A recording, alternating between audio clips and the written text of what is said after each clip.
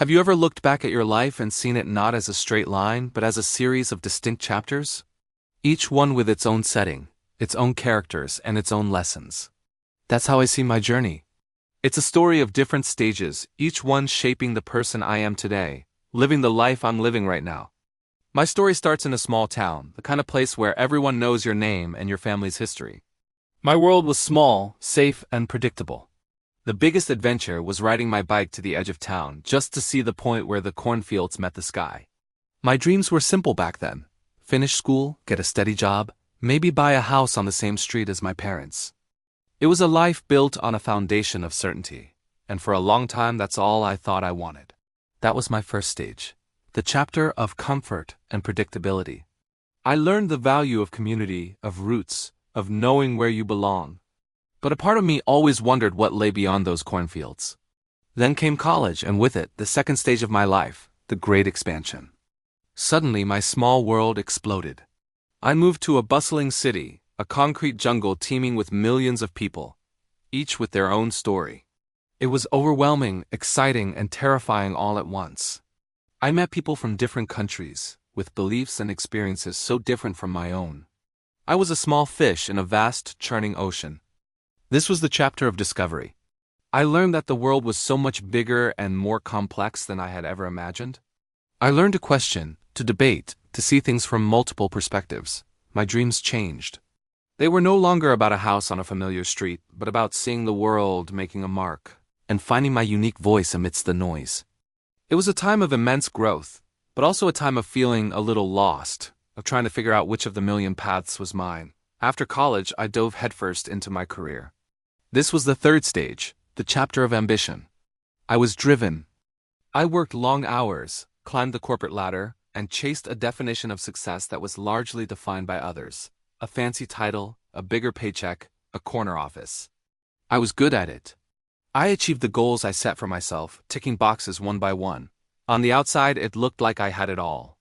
But on the inside, a quiet unease began to grow. I was so focused on the destination that I wasn't enjoying the journey. I felt like I was playing a role in a play that someone else had written for me. This stage taught me about discipline, perseverance, and the thrill of achievement. But it also taught me that external success doesn't always equal internal happiness. The applause from the outside world can feel hollow if you're not applauding yourself on the inside. That growing unease led me to the fourth, and perhaps most transformative, stage of my life, the chapter of re-evaluation. It wasn't a sudden crisis, but a slow, dawning realization. I started asking myself some hard questions. What truly makes me happy? What am I passionate about? If money were no object, what would I do with my days? The answers were surprising and pointed away from the path I was on. This stage was about introspection. It was about peeling back the layers of societal expectations and my own ego to find my authentic self. It was scary. It meant letting go of the security I had worked so hard to build. It meant disappointing some people and facing the unknown. But the pull towards a more meaningful life was stronger than the fear. And that brings me to today, to this present moment. I call this the fifth stage, the chapter of intentional living. I made these big changes. I left that high-powered job. I moved to a place that felt more aligned with my soul, a place where I could connect more with nature and with myself.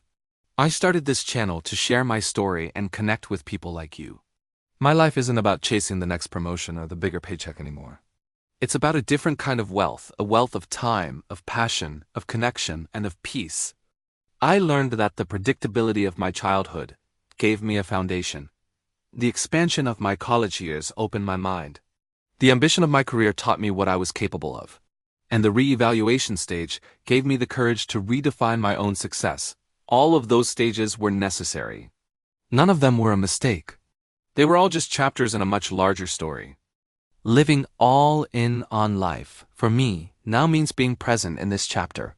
It means embracing the lessons from the past without being bound by them. It's about designing a life that feels good on the inside, not just one that looks good on the outside. It's about trading a life of hustle for a life of heart. It doesn't mean life is perfect. There are still challenges and uncertainties. But now they feel like part of my own adventure, not a script I'm forced to follow. Maybe you're in your own chapter of comfort or ambition or reevaluation. Wherever you are, Know that it's just one part of your unique and beautiful story. Each stage has its purpose. Each chapter prepares you for the next. The most important thing is to keep turning the pages, to stay curious, and to have the courage to write a story that is authentically yours. Thank you so much for spending this time with me today and letting me share a piece of my journey. If this resonated with you, I'd love to hear about your own life chapters in the comments below. And if you'd like to join me on this journey of intentional living, please consider subscribing to the channel. It means the world to me. See you in the next one.